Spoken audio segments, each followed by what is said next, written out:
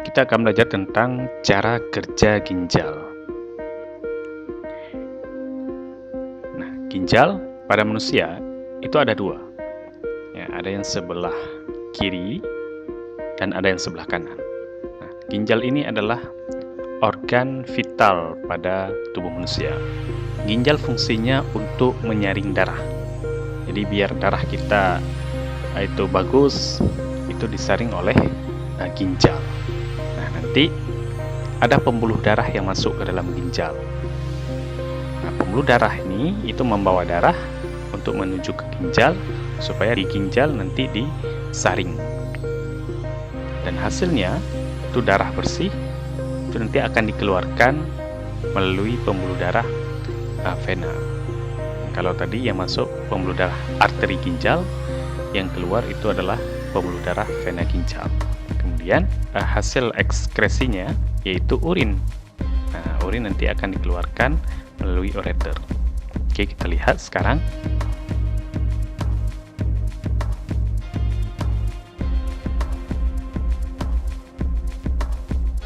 Nah, ini korteks. Korteks itu adalah kulit luar dari ginjal. Kemudian ini ada medula. Nah, di dalam medula nanti ada nefron. Nah, ini dia nefron. Jadi dalam satu medula itu terdapat banyak sekali nefron. Nah, struktur dari nefron ada kapsul Bowman, tubulus proksimal, lengkung Henle, tubulus distal, dan tubulus collectivus. Nah, kita lihat pertama mekanisme kerja nefron ini bagaimana.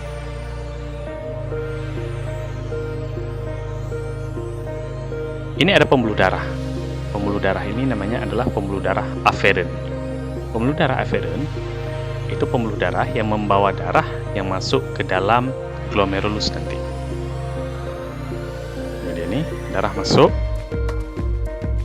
Ini adalah kapsul Bowman. Nah, di dalam kapsul Bowman itu terdapat glomerulus.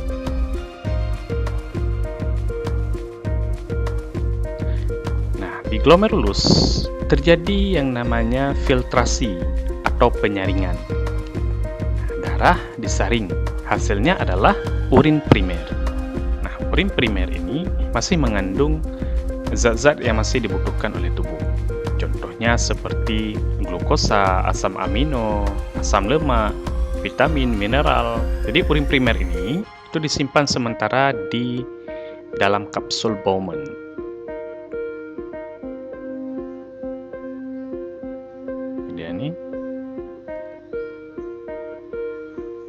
Jadi hasil penyaringannya itu darah yang sudah bersih. Nah, darah yang sudah bersih itu keluar melalui arteriola eferen. Nah, ini arteriola eferen. Nah, kemudian urin primer akan dibawa ke tubulus proksimal dan lengkung Henle. Di tubulus proksimal dan lengkung Henle itu terjadi yang namanya reabsorpsi. Reabsorpsi adalah penyerapan kembali zat-zat yang masih dibutuhkan oleh tubuh. Contohnya seperti glukosa, asam amino, asam lemak, air, vitamin, dan mineral itu diserap lagi. Nah, kemana diserapnya? Diserap ke dalam pembuluh darah. Nah, kalau ini lengkung Henle, di sampingnya itu ada pembuluh darah. Nah, dari mana pembuluh darah ini? Pembuluh darah ini adalah pembuluh darah eferen. Ini dia ya. Nah, ini terjadi reabsorpsi, penyerapan kembali zat-zat yang masih dibutuhkan oleh tubuh. Jadi di lengkung Henle dan tubulus proksimal itu sama-sama terjadi yang namanya reabsorpsi sehingga menghasilkan urin sekunder. Nah, urin sekunder akan dibawa ke tubulus distal. Ini tubulus distal. Nah, di dalam tubulus distal terjadi yang namanya augmentasi. Augmentasi adalah penambahan zat sisa yang tidak lagi dibutuhkan oleh tubuh. Jadi, zat-zat yang tidak lagi dibutuhkan oleh tubuh, dia harus dikeluarkan dari dalam tubuh ke dalam tubulus distal. Asal zat itu dari mana? dari pembuluh darah, areola efferent tadi. Apa saja zatnya? Nah, zat itu yaitu zat warna empedu. Itu hasil dari perombakan sel darah merah di dalam hati. Kemudian ion-ion hidrogen, racun, ya, sisa obat-obatan. Racun ini misalnya amonia. Itu nggak bisa lagi dibutuhkan oleh tubuh dan harus dikeluarkan ke dalam urin melalui tubulus distal. Nah, makanya kalau misalnya kita lagi demam atau lagi sakit, kita mengonsumsi obat. Kenapa bau kencing kita bau obat?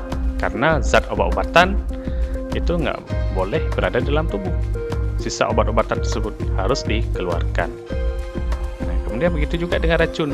Makanya kalau kita lagi sakit ataupun demam, kita disuruh banyak minum air. Kenapa? Agar racun-racun tersebut dikeluarkan dari dalam tubuh. Nah, dikeluarkan melalui tubulus distal. Nah, jadi dari pembuluh darah ini dia diaugmentasikan pun ditambahkan ke dalam tubulus distal sehingga menjadi urin sesungguhnya. Ini. Selanjutnya ke tubulus collectivus. Nah, kemudian tengah-tengah ginjal ini itu ada namanya pelvis.